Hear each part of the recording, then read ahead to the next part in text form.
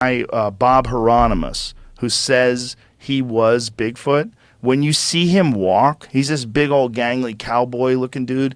When you see him walk, he walks exactly like that Bigfoot thing. You think it was him? 100%. Huh. Yeah. They even have a receipt from a fucking gorilla suit that they bought.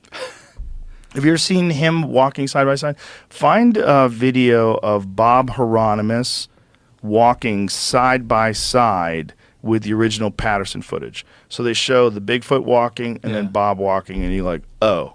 Like, I mean, because he looked like a Bigfoot. The guy was a fucking, there's dudes, the big old cowboy looking dudes, big old fucking farm country strong dudes. Yeah. They look like apish. They're just big old fuckers.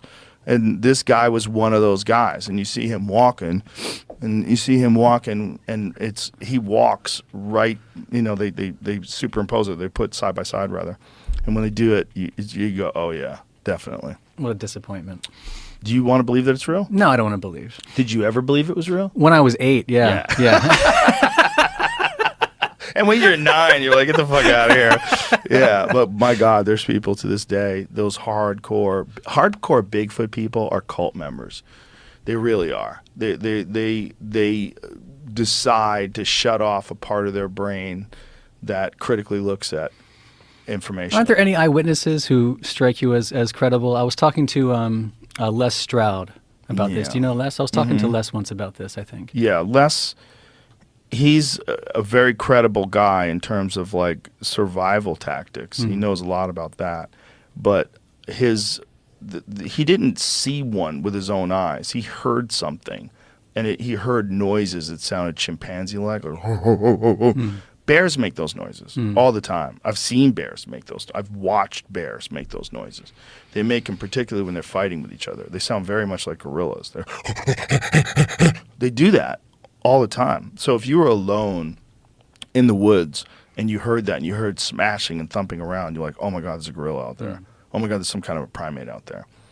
There have been people that have spotted things that are very eerily similar to what you would think is a large bipedal ape. The problem is a lot of these places are heavily wooded and populated by bears, and bears walk on 2 legs all the time. So there's Bob, and there's the Bigfoot, right? I mean, case closed, right? I never saw that. I mean, look at that dude. Look, isn't he like what I said? Big old country dude? Yeah. I mean, we see that guy walking, and you imagine him with a fucking gorilla suit on. I mean, it doesn't even look good. It looks like shit. I mean, look at that thing. It looks like a guy in a gorilla suit. And in my opinion, everything that looks fake is fake. I've never seen anything that looks fake that's real. I mean, I could be wrong. Yeah. I don't know what that is. Yeah. But I definitely know that the guy that there's a whole paper trail of buying a gorilla. Is that what he's saying? That's the suit? I honestly don't know. I've never seen this video. I was trying to find the side by side. I was having a hard time finding it, and this is the one I picked. Okay, so he's saying that that's what he wore. But that thing does look like it. If you go back to that video, that photo of where he's holding up that suit, that looks pretty fucking similar, man. Pretty fucking similar. And all you'd have to do is put that thing on and walk through the woods. And it's just too convenient. All of it's too convenient. That the fact that the guy went looking for it and found it and filmed it, and the whole thing's corny. It's corny. Data matters. Data does matter, and there's no real data in terms of genetics. There's been a lot of like goofy talk that they found like some kind of human DNA and samples of hair. The problem with that is all that DNA's been contaminated.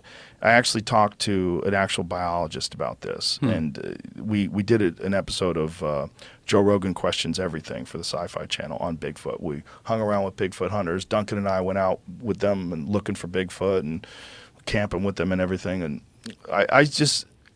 it's people that are just looking for something, and some of them have had experiences. Some of them have said they've seen things, but it's just all of it just reeks of horseshit.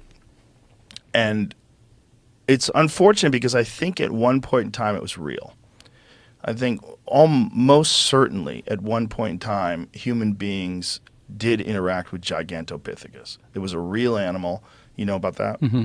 And Gigantopithecus matches exactly like what people talk about when they talk about Sasquatch. It looks exactly like that. An enormous bipedal hominid that was, maybe more than 8 feet tall. And they found out about this thing by accident when a guy was looking in an apothecary shop in China, and he found gigantic teeth that were clearly primate teeth. He's like, where'd you find these? And they go there and they go to the site. And they dig out jaw bones that indicate it was bipedal. And so now they know it's a real thing that existed. And I think they date that to, when do they date? I think they date that to 100,000 years ago. When do they date Gigantopithecus to? Wikipedia says roughly 2 million to 350,000 years. 350,000. I thought it was closer. I thought it was closer to us. That's just what Wikipedia says. I have to see if there's other disputes or something. Yeah, see if because I'd read that the carbon date that they did on these teeth. I think they said that was somewhere in the neighborhood of 100 and something thousand years ago. So that would put it, with semi-modern looking human beings. Mm-hmm. So the question is very modern, right? And then the question is like, how long did it survive? Like, just because you find something, like, say if you find one that's 200,000 years old, doesn't mean that it didn't exist 100,000 years ago or even 50,000 years ago. Like, when was the last one? When did they die off? And when did humans encounter them? And if you look at their range, like if they found them in Asia, and then you look at the Bering landmass, and you look at where does it drop off? Well, it drops off in the Pacific Northwest. Like, that's like literally like goes down Alaska, makes its way down the coast, dense forest, which is where a thing like that.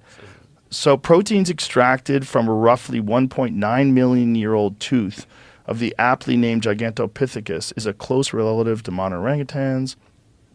So protein comparisons amongst living fossil apes suggest that Gigantopithecus and orangutan forerunners diverged from a common ancestor between 10 and 12 million years ago.